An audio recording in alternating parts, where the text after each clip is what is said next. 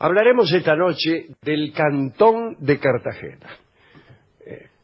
Vamos a contar, porque viene a cuento, la asombrosa historia del Cantón de Cartagena, que comienza en un año difícil, que es el año 1873, donde hubo en España una crisis económica que motivó huelgas, ocupaciones de tierras, manifestaciones, etcétera. Pero además de una crisis económica, había dos guerras simultáneas. La guerra de Cuba, donde Cuba luchaba por su independencia, y la guerra con los rebeldes carlistas del norte de España. El conflicto carlista, digo así al pasar, había tenido su origen mucho antes. Ahí estaba Carlos María, hermano de Fernando VII, reclamaba su derecho al trono frente a la hija de Fernando VII, Isabel, que habría sido, sería después Isabel II. Bien, el asunto siguió, etcétera. El asunto es que el 11 de febrero de 1873, el rey Amadeo I renunció al trono de España y se volvió a su Saboya natal, de la dinastía de Saboya. Las Cortes Generales proclamaron entonces la Primera República y nombraron jefe de Estado a Estanislao Figueras. Muchas poblaciones federalistas se constituyeron en juntas revolucionarias y se autogestionaron, ignorando al gobierno central de Madrid.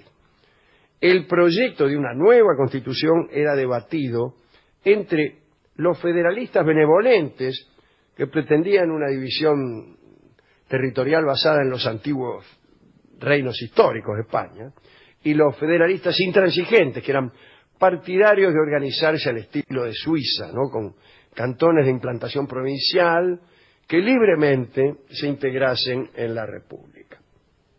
Muy bien, el 8 de junio se proclamó la República Federal, pero siguieron los enfrentamientos entre los republicanos intransigentes, moderados y centristas, digamos. El presidente Figueras se cansó y en una de las reuniones dijo en lengua catalana: señores, ya no aguanto més, vaig a ser los francos, estic fins al collón de todos nosaltres. Es decir, señores, ya no aguanto más, voy a serle franco, estoy hasta los riñones de todos nosotros. Que diga un catalán que voy a hacerle franco ya es bastante polémico. Polémico. El día 10 de junio, temeroso de que lo mataran durante un golpe de Estado, Figueras dejó una carta de renuncia en su mesa, en su escritorio, y dijo que se iba a dar un paseo por el Parque del Retiro. Pero siguió viaje hasta la vecina estación de Atocha y tomó un tren a París y no lo vieron nunca más. El 30 de junio el Ayuntamiento de Sevilla se constituyó en República Social. Al día siguiente, los federalistas intransigentes abandonaron el gobierno que acababa de formar el nuevo presidente, Francisco Pi y Margall. Pi y Margall forma parte de un club de personas con apellidos así, ¿no? Pi y Margall, Ortega y Gasset, quiero decir. Ramón y Cajal, que fue premio Nobel. Ramón y Cajal fue premio Nobel, qué curioso, compartió el premio Nobel con un italiano. Quiere decir que eran tres. Eran Pi, Margall, mejor dicho, Ramón, Cajal y el italiano. Bueno, quiero decir, este presidente Francisco Pi y Margall, que era era federalista, pero era moderado, ¿no? De origen catalán, lógicamente. Además, los federalistas intransigentes se dedicaron a recomendar a sus seguidores que formaran cantones locales y se enfrentaran al gobierno de la Primera República. Y así, bueno, enseguida Alcoy, una ciudad, se declaró independiente. 3 días después se proclamó en Cartagena el cantón murciano dentro de la República Federal de España. Entonces, quitaron la bandera de la República que flameaba en lo alto de la fortaleza de las Galeras e izaron una bandera roja como emblema del Cantón de Cartagena. Ahora bien, no tenían una bandera suficientemente grande, y la única que tenían era una bandera turca. Era roja, pero tenía una terrible media luna y una estrella. Entonces, uno de los soldados se cortó una vena y tiñó la parte blanca con su sangre. A todo esto, el diputado Antoniete Gálvez convenció a la marinería de la moderna flota de fragatas acorazadas que estaban atracadas en Cartagena para que se uniera a la rebelión y dejó marchar a los oficiales. Gálvez fue nombrado por los cantonalistas comandante general de las tropas del ejército, milicia y armada del cantón de Cartagena. Como andaba en medios casos de dinero y de víveres, Antoniete promovió expediciones para abastecerse y de paso establecer nuevos cantones aliados. El 19 de julio, la flota cantonalista, comandada por Antoniete, llegó hasta Torrevieja, en Alicante, y ahí se estableció una junta revolucionaria. El gobierno de Salmerón, del gobierno central, declaró la escuadra cantonalista como pirata y buena presa para cualquier barco que se la encontrara en el mar y pudiera capturar alguno de sus navíos.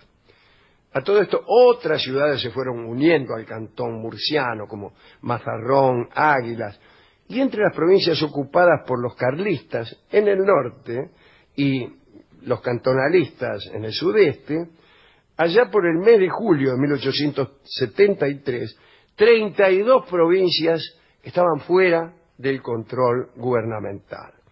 Esto motivó que el nuevo gobierno de Salmerón pusiera al mando del ejército a generales duros de ideología monárquica, que reinstalaron las ordenanzas militares para reforzar la disciplina de las tropas.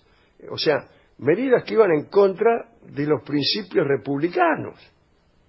El 30 de julio llegó a Almería la flota cantonalista con el general Contreras al mando y exigió a las autoridades de Almería que pusieran a votación popular el establecimiento de un cantón y que de paso entregaran una ayuda de 100.000 duros. Se negaron los de Almería, se produjo un intercambio artillero.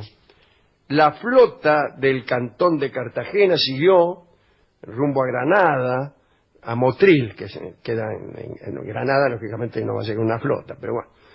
Allí Contreras desembarcó y se le rindieron honores. Curiosamente, como no tenían un himno adecuado, los músicos tocaron la marcha real.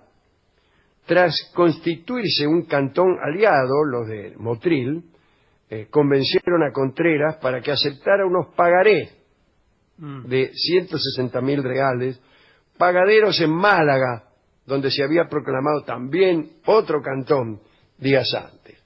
El 1 de agosto, cuando iban a Málaga para cobrar los pagarés, los barcos cantonalistas fueron apresados por una flota anglo-alemana que conocía aquella declaración de piratería del gobierno de Madrid. Entonces los tripulantes cantonalistas fueron desembarcados y los buques fueron entregados al gobierno central.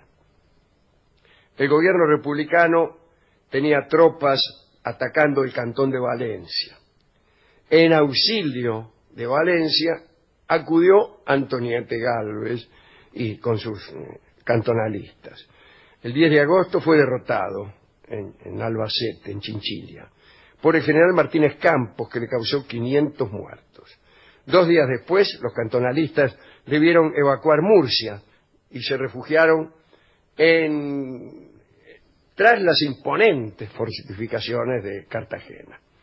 El 30 de agosto las tropas de Antoniete hicieron una salida hacia Orihuela, que queda en Alicante. Allí derrotaron a los guardias civiles y carabineros, constituyeron un cantón y se volvieron a Cartagena con la plata del ayuntamiento. Para financiarse, las autoridades del cantón de Cartagena decidieron acuñar monedas de plata, el duro cantonal, ¿no? Debido a la dificultad que tuvieron los insurrectos durante el sitio de Cartagena para aprovisionarse, entonces por eso empezaron a acuñar moneda. Y se decretó una amnistía para todos los presos que cumplieran una condena por falsificar moneda. Claro, mire. Entonces, decretaron una amnistía siempre y cuando los tipos accedieran a trabajar en la acuñación de este duro cantonal. La mano de obra desocupada. Así es. Entonces toda la plata que se conseguía procedente de las minas de Mazarrón u objetos de plata que se pudieron incautar era fundida, laminada y preparada para la acuñación. Y bueno, ahí estaba, hicieron las monedas de duro, tuvieron un peso superior entre 26 y 28 gramos, por encima de los 25 gramos que tenían los duros republicanos o centrales, el peso oficial, digamos, para los duros. Y se acuñaron unas 150.000 monedas, ¿no? Y después también había unas de 10 reales, y estas monedas se acuñaron en el arsenal de Cartagena, y utilizaron las máquinas de estampación que tenían para útiles de barcos. Bueno, es un detalle, ¿no?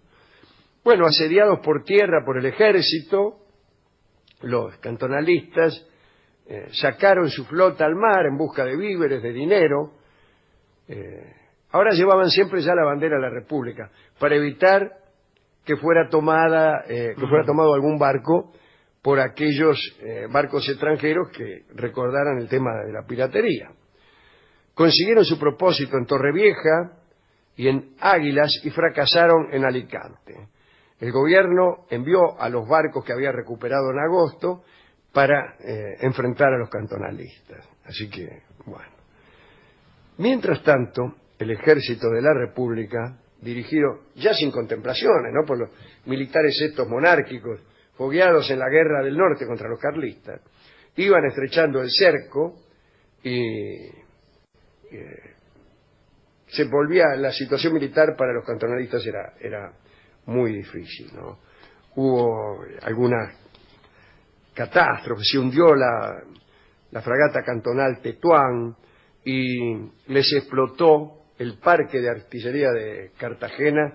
Fue una tragedia espantosa, murieron como 300 mujeres y niños que estaban allí, ¿no? Bueno, ya desesperados y dispuestos a probar cualquier solución, por muy descabellada que pareciera, las autoridades del cantón de Cartagena tuvieron la ocurrencia de enviar un mensaje al gobierno de los Estados Unidos, solicitando incorporarse al Estado norteamericano como un Estado más.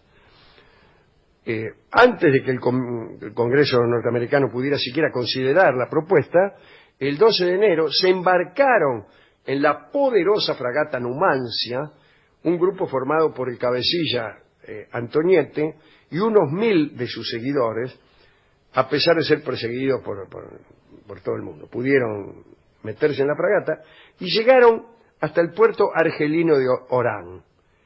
Y atrás quedó Cartagena con el 70% de los edificios destruidos y dañados. Además de una situación militar inviable, los rebeldes tenían ahora un gobierno mucho más temible, del que no podían esperar la más mínima posibilidad de negociación, digo, un gobierno en Madrid.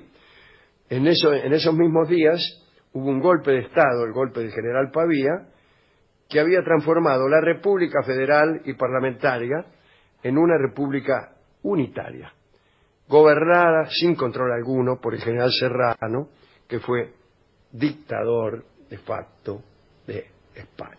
Allí terminó esta rebelión del cantón de Cartagena, como se la conoce. ¿Con cuántos ecos hoy? ¿Con cuántos ecos hoy? Digo, España y me gustó recordar esto, porque el asunto de España es muy serio y muy difícil, muy difícil. Por un lado, se arguye que el deseo de independencia es ilegal, o el plebiscito es ilegal, pero bueno, después de todo siempre se parte de una ilegalidad. Lo primero que hace un Estado cuando se constituye es asegurarse de que sea casi imposible su atomización o disolución. Claro. Si la torna imposible. Arma todo un sistema legal para que nadie pueda voluntariamente, cada vez que llueve, independizarse. No dicen, las constituciones no dicen, Claro. cuando algún ciudadano desee independizarse, podrá solicitarlo en la comisaría más próxima. Claro. No es así. De manera que siempre, ante cada modificación de esa situación, se tiene que partir de una ilegalidad. Claro. La modificación consiste en convertir lo que antes era ilegal en legal. Digo esto no tomando sin tomar partido por nada. No Sí. tomando partido porque... Ocurre hasta con las religiones y las herejías. Claro. No, claro. el budismo que deviene del hinduismo, Claro. y así. Bueno, sí, pero esto no se hace no se tan vota. fácilmente, no se vota, se vota. y no está dentro del régimen legal ni permitido. Vamos a escuchar ahora a Lolita Torres en la canción que se llama Dulce Cataluña.